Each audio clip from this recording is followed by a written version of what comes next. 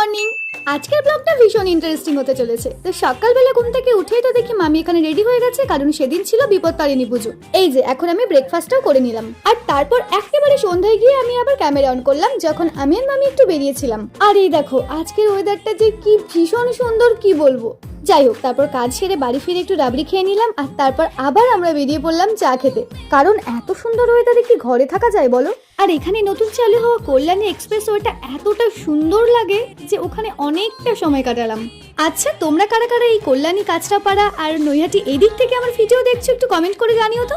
নাও, এদিকে তো বেশ খানিকটা রাত হয়ে গেছে। তারপর ফিরে আমি এই কাঁচরাপাড়ার সব থেকে বেশি যেটা মিস করি সেটা হচ্ছে এখানকার এই চাটনি ফুচকা। এত মারাত্মক টেস্ট, কি বলবো। তো সেটাই খেয়ে নিলাম। তারপর বনুকে বেশ খানিকক্ষণ চটকা চটকি করে চললাম রাতে ডিনার করতে। আর এইবারই তো শুরু হয়েছিল এদের আসল ছাবলামি। এইসব এখন চলতে থাকলো, তো চলো বাই।